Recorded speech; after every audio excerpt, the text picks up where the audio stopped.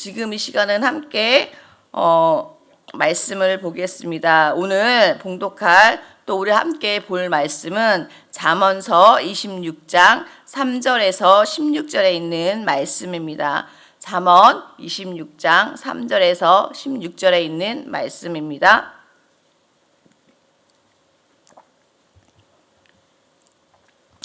잠언서 26장 3절에서 16절에 있는 말씀입니다. 다 함께 봉독하겠습니다. 말에게는 책찍이요 나귀에게는 재갈이요 미련한 자의 등에는 막대기니라. 미련한 자의 어리석은 것을 따라 대답하지 말라. 두렵건대 너도 그와 같을까 하노라. 미련한 자에게는 그의 어리석음을 따라 대답하라. 두렵건대 그가 스스로 지혜롭게 여길까 하노라. 미련한 자 편에 기별하는 것은 자기의 발을 베어 버림과 해를 받음과 같으니라. 저는 자의 다리는 힘없이 달렸나니 미련한 자의 입의 잠언도 그러하니라. 미련한 자에게 영예를 주는 것은 돌을 물매에 매는 것과 같으니라. 미련한 자의 잠언은 술 취한 자가 손에 든 가시나무 같으니라. 장인이 온갖 것을 만들지라도 미련한 자를 고용하는 것은 지나가는 행인을 고용함과 같으니라. 개가 그 토한 것을 도로 먹는 것 같이 미련한 자는 그 미련한 것을 거듭 행하느니라. 내가 스스로 지혜롭게 여기는 자를 보느냐? 그보다 미련한 자에게 오히려 희망이 있느니라. 게으른 자는 길에 사자가 있다, 거리에 사자가 있다 하느니라. 문짝이 돌저기를 따라서 도는 것 같이 게으른 자는 침상에서 도느니라. 게으른 자는 그 손을 그릇에 넣고도 입으로 올리기를 괴로워하느니라. 게으른 자는 사리에 맞게 대답하는 사람을 일곱보다 자기를 지혜롭게 여기느니라. 아멘. 오늘 말씀 제목은 미련한 자, 게으른 자, 교만한 자라는 제목을 가지고 여러분과 함께 하나님의 말씀을 나누고 또 은혜를 가지려고 합니다. 사랑하는 성도 여러분, 오늘 본문 말씀에는 세 부류의 사람들이 나옵니다. 첫 번째는 미련한 사람, 두 번째는 게으른 사람, 또 세 번째는 교만한 사람이 나옵니다.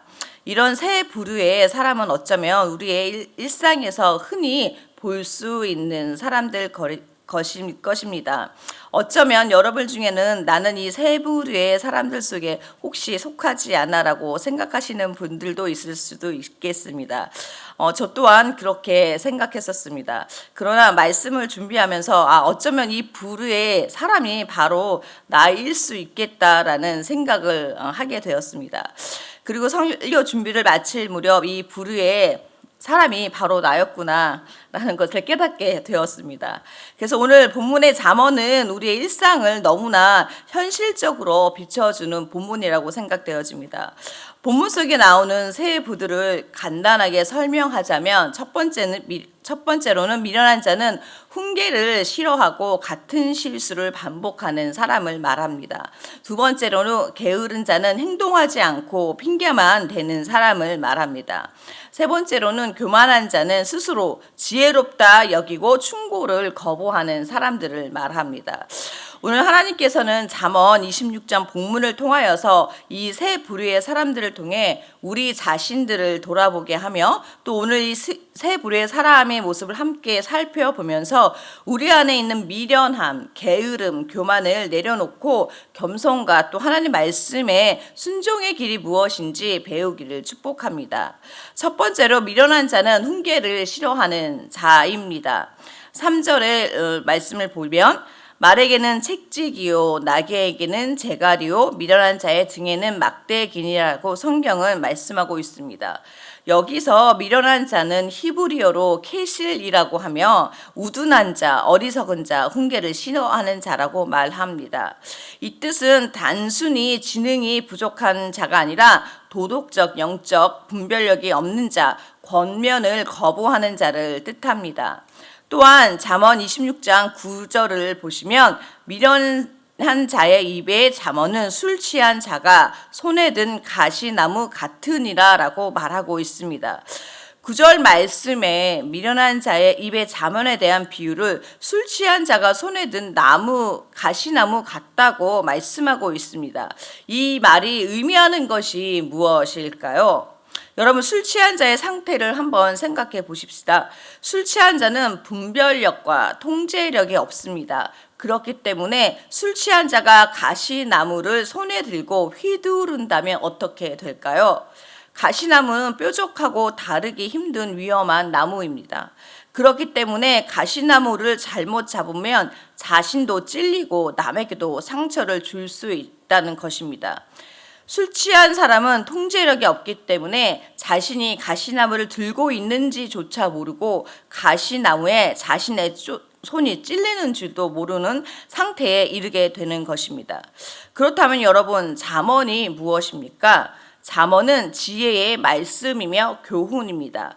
이렇게 미련한 자의 입에 술 취한 자가 손에 든 가시나무와 같다고 말하는 것의 의미는 무엇이냐면, 미련한 자는 훈계를 싫어하고 말씀을 받아도 적용하지 못하는 자를 말하는 것입니다. 즉, 아무리 지혜로운 말일지라도 미련한 자의 입에 들어가면 그것은 자기 자신을 다치게 하고 다른 사람을 해롭게 하는 도구가 된다는 것입니다. 술 취한 자가 가시나무를 쥐고 있으면 위험하듯이 훈계와 지혜의 말이 미련한 자의 입술에 있으면 그것은 오히려 미련한 자에게 파괴적인 말이 된다는 것입니다. 따라서 지혜의 말은 겸손한 마음으로 받아야 하는 줄 믿습니다. 미련한 자의 말씀을 아는 것에 머물고 삶에 적용하지 않기 때문에 오히려 말씀을 잘못 해석해서 사람들을 다칠 수 있게 할 수 있다는 것입니다. 사랑하는 성도 여러분, 단순히 말씀을 입술로 전하는 사람이 아니라 말씀을 삶으로 살아내는 자가 되시기를 여러분에게 간절히 부탁드립니다. 미련한 자에 대하여 잠언 26장 11절에도 이렇게 말씀하고 있습니다. 개가 그 토한 것을 도로 먹는 것 같이 미련한 자는 그 미련한 것을 거듭 행하느니라 라고 말씀하고 있습니다. 이 말씀의 의미는 무엇일까요? 미련한 자는 그 어리석음을 반복한다는 말씀입니다. 말씀을 들어도 받아들이지 않고 깨달음을 얻어도 실천하지 않기 때문에 같은 실수를 되풀이한다는 것입니다. 결국 미련한 자에게 필요한 것은 막대기이며 그 막대기의 역할은 훈계를 통한 변화인 것입니다. 즉, 하나님의 말씀의 훈계를 통한 훈련을 반복함으로 변화를 하는 것을 뜻합니다. 하나님께서는 우리의 삶 속에서 어떠한 문제와 사건을 반복해서 우리를 훈련시키십니다. 그래서 여러분에게 반복되는 상황이 계속된다면 하나님께서 여러분에게 막대기가 필요하다고 말씀하시는 것입니다. 여러분이 바른 길로 갈 수 있도록 막대기로 여러분의 길을 인도하시는 것입니다. 여러분에게 반복되는 문제와 상황 앞에서 여러분의 어리석음을 인정하시는 여러분들이 되시기를 바랍니다. 하나님께서는 여러분에게 어려움을 주시는 것이 아니라 그 어려움을 통해서 하나님의 인도하심을 알게 하시며 하나님의 말씀에 순종하는 훈련을 여러분에게 시키는 줄 믿으시기 바랍니다. 두 번째로, 게으른 자는 행동하지 않는 자입니다. 잠언서 26장 13절에서 15절은 게으른 자에 대하여 말하고 있습니다. 다 함께 읽어보겠습니다. 게으른 자는 길에 사자가 있다, 거리에 사자가 있다 하느니라. 문짝이 돌저기를 따라서 도는 것 같이 게으른 자는 침상에서도 도느니라. 게으른 자는 그 손을 그릇에 넣고도 입으로 올리기를 괴로워하느니라. 먼저 13절의 말씀을 보면 게으른 자는 길에 사자가 있다, 거리에 사자가 있다 하느니라. 이 말씀은 즉 핑계를 말하는 것입니다. 실제로 사자가 있는 것이 아니라 단지 행동하지 않으려고 변명을 할 뿐인 것입니다. 14절에는 문짝이 돌적이를 따라서 도는 것 같이 게으른 자는 침상에서 돈다고 말씀하고 있습니다. 즉 게으른 자는 침대에서 이리저리 뒤척이지만 결코 일어나지 않는 상태를 말하고 있습니다. 이것이 게으른 자의 모습인 것이죠. 15절은 게으른 자는 자기의 손을 그릇에 놓고도 입으로 가져가기를 괴로워한다고 말씀하고 있습니다. 이는 입에 음식을 가져다 놓고 다시 입에 넣지 못할 정도로 무기력하여서 먹을 힘조차 없는 모습을 말하고 있다는 사실입니다. 즉 게으름은 단순한 생활 태도의 문제가 아니라 영적인 게으름, 영적인 태만의 문제를 말하고 있는 것입니다. 영적인 게으름이 무엇입니까? 그것은 바로 우리가 영적인 삶을 살지 않는 것을 말하는 것입니다. 하나님을 향한 기도, 말씀 묵상, 순종해야 한다는 것을 알지만 행동하지 않고 미루고 핑계를 대는 것입니다. 이것이 바로 우리가 영적으로 게으른 자가 되고 있다는 것입니다. 여러분, 변화는 어디서부터 시작될까요? 여러분, 변화는 작은 행동에서부터 시작되는 것입니다. 여러분의 영적인 게으름에서 깨어나시기를 바랍니다. 그렇다면 영적인 게으름에서 변화가 되기 위해서는 우리는 무엇을 해야 할까요? 어떻게 해야 할까요? 말씀을 읽겠다고 마음을 먹었으면 망설이지 말고 미루지 말고 지금 당장, 지금 이 순간에 성경을 펴서 한 장이라도 읽는 것입니다. 기도하겠다는 마음을 먹었다면 지금 당장 무릎을 꿇고 기도하는 것입니다. 묵상을 시작하겠다고 마음을 먹었으면 내일로 미루지 말고 지금 바로 이 순간에 시작하는 것입니다. 변화는 미루는 것이 아닙니다. 변화는 지금 당장 행동으로 하는 것입니다. 여러분 안에 변화를 이루고 싶으시다면 미루지 마시고 지금 당장 하시기를 축복합니다. 미루는 것이 바로 게으름의 시작이라는 사실을 깨달았다면 지금 당장 행동으로 옮기는 여러분들이 되시기를 축복합니다. 세 번째로 교만한 자는 스스로 지혜롭다 여기는 자입니다. 12절은 이렇게 말씀하고 있습니다. 내가 스스로 지혜롭게 여기는 사람을 보느냐? 그보다 미련한 자에게 오히려 희망이 있느니라 라고 말씀하고 있습니다.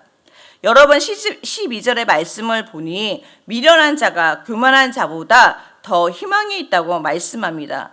교만이 미련한 자보다 더 나쁘다는 것이죠. 교만은 어떠한 자일까요? 교만은 자신이 잘난 줄 아는 사람입니다. 자신의 말이 무조건 옳다고 주장하는 사람입니다. 그래서 교만한 자는 남의 충고를 듣지 않습니다. 자신이 옳다고 여기기 때문에 권면이 다른 사람의 말이 들어오지 않는 것입니다. 그래서 오히려 미련한 자보다 더 고치기가 어려운 사람이 바로 교만한 사람인 것입니다. 차라리 미련한 자가 더 나을 수 있다고 성경은 말씀하고 있는 것이죠. 즉 미련한 자는 막대기를 통해서라도 배우지만 교만한 자는 아예 배우려 하지 않기 때문입니다. 자신이 부족하다면 여러분 어떻게 해야 할까요? 배워야 하는 것입니다. 그러나 교만한 자는 자기의 의가 너무 강해서 남에게 배운다는 것을 받아들이지 못하며 배울 자세도 없다는 사실입니다. 결국 교만은 영적으로 기 먹은 자나 다름이 없습니다. 하나님 말씀이 들리지 않기 때문에 하나님의 은혜를 알 수가 없습니다. 하나님의 은혜를 경험할 수 없습니다. 그러나 겸손한 자에게는 하나님의 은혜가 임하면 충만함으로 받을 수 있습니다. 성경은 분명히 말씀하고 있습니다. 야고보서 4장 6절을 보시겠습니다. 그러나 더욱 큰 은혜를 주시나니 그러므로 일렀으되 하나님이 교만한 자를 물리치시고 겸손한 자에게 은혜를 주신다 하였느니라 라고 말씀하고 있습니다. 여러분 우리 안에 있는 우리도 모르게 자리 잡은 영적인 교만들이 있습니다. 이 영적인 교만을 물리치기 위해서는 그렇다면 우리는 어떻게 해야 할까요? 내 안에 나로 가득한 자리를 성령님이 들어올 수 있도록 그 자리를 내어드리는 것입니다. 내 자리를 비울 때 성령님이 그 자리에 오시는 줄 믿습니다. 누가복음 18장을 보면 예수님께서 들려주신 비유 가운데 교만과 겸손을 대조하며 하는 대표적인 이야기가 있습니다. 두 사람이 성전에 올라가 기도합니다. 한 사람은 바리새인이었고 또 한 사람은 세리였습니다. 바리새인은 서서 이렇게 기도합니다. 하나님, 나는 다른 사람들처럼 토색, 불, 간음을 하지 않고 이 세례와 같지 않음을 감사합니다. 나는 일주일에 2번 금식하고 소득의 11조를 드립니다라고 말하고 있습니다. 그는 자신의 의를 자랑하며 남을 멸시합니다. 스스로 지혜롭다 여기는 전형적인 교만한 자의 모습인 것이죠. 반면 바리새인은 멀리 서서 감히 눈을 들어 하늘을 쳐다보지도 못하고 가슴을 치며 이렇게 기도합니다. 하나님이여 불쌍히 여기소서, 나는 죄인이로소이다라고 고백하는 것입니다. 예수님께서는 바리새인이 아니라 이 세리가 더 의롭다 하심을 받고 집에 내려갔다고 말씀하셨습니다. 왜입니까? 하나님이 보시기에 바리새인은 교만한 자로 합당한 자가 아니었으며 반면에 세리는 겸손한 자로 자신을 낮추고 죄인인 것을 인정했기 때문에 하나님의 은혜를 입은 자가 된 것입니다.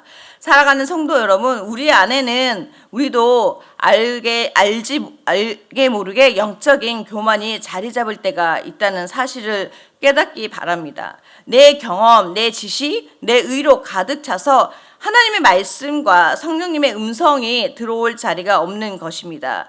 이 교만을 물리치기 위해서는 우리는 어떻게 해야 합니까? 내 안에 가득 찬 나를 비워내고 성령님께 자리를 내어 드려야 할 줄 믿습니다. 내 자리를 내어 드릴 때 성령님이 오셔서 나를 다스릴 줄 믿습니다.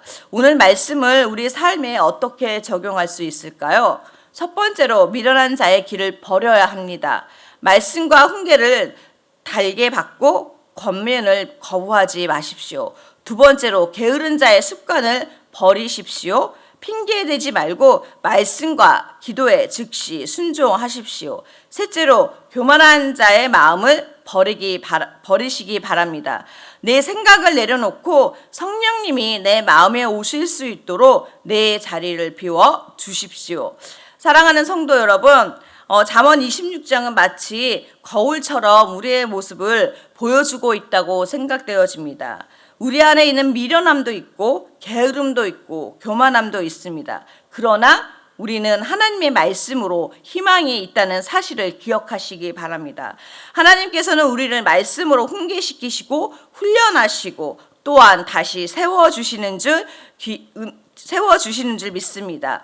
오늘 하루도 여러분의 겸손과 순정의 길로 나아가서 하나님의 은혜 안에서 서는 참된 지혜자가 되기를 간절히 축복하며 기도하기를 원합니다. 함께 기도하시겠습니다.